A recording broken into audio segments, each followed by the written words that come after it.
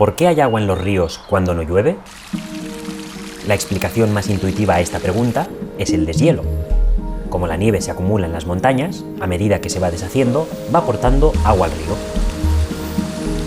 Eso tiene sentido en primavera, cuando las temperaturas empiezan a ser altas y la nieve se funde. Pero ¿por qué corre agua también en invierno, cuando todavía no hay deshielo? ¿O en verano, cuando ya no queda nieve en las montañas? La respuesta está en que el agua viene de debajo del suelo. Cuando llueve, el suelo actúa como una esponja y retiene una parte del agua, que se cuela por sus poros hacia las rocas. Cuando ya no le cabe más agua a la esponja, a esta agua le pasan dos cosas, que empieza a correr por encima y a colarse hacia abajo. Si el suelo está desnudo, el agua que corre por encima a menudo arrastra tierra y arena, así que suele llegar al cauce del río con mucho barro.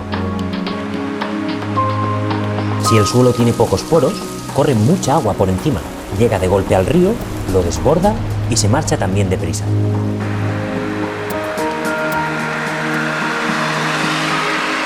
Entretanto, el agua que se ha ido colando entre las rocas sigue bajando hasta que encuentre una capa impermeable. Entonces se acumula y se empieza a mover lentamente hacia el fondo del valle, hasta llegar al río por debajo del suelo. A este almacén de agua subterránea le llamamos acuífero.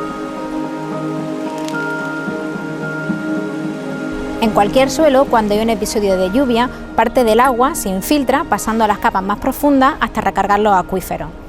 Que se infiltre más o menos agua depende de la textura y de la estructura que tenga el suelo, es decir, del tamaño de las partículas, y también depende del número de poros, que serían los espacios vacíos que hay en el suelo. El agua que no se infiltra circula por la superficie y a este movimiento de agua superficial se le denomina escorrentía. El agua que se infiltra pasa al río con una mejor calidad que el agua de escorrentía superficial, ya que el agua de escorrentía arrastra partículas en suspensión y tiene una coloración más turbia y es un agua más sucia. Vamos, que son los acuíferos los que mayoritariamente van recargando el río después de que haya llovido.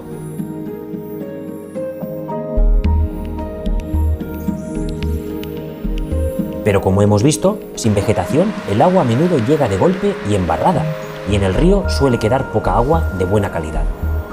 ¿Pasaría lo mismo si en ese suelo hubiera un bosque? En un bosque, las raíces de las plantas ayudan a retener el suelo y aumentan el efecto esponja de este, así que el agua se acumula mejor en las primeras capas. Como antes, cuando ya no cabe más agua, empieza a correr por encima del suelo, pero las plantas la frenan, así que lo hace con mucha menos velocidad que si no hubiera vegetación. Como va más lenta, le da tiempo a colarse también donde ni siquiera estaba lloviendo.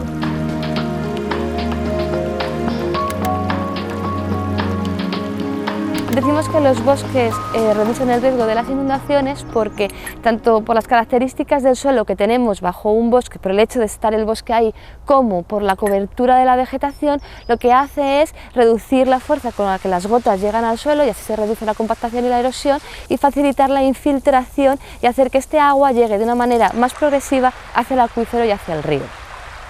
Total, que donde hay bosque, el agua no solo llega de mejor calidad, sino que lo hace de manera más regular. Y eso es bueno por muchos motivos, dos de los cuales son fáciles de entender. Porque corremos menos riesgo de inundación cuando llueve mucho y porque podemos seguir teniendo agua durante más tiempo en caso de sequía.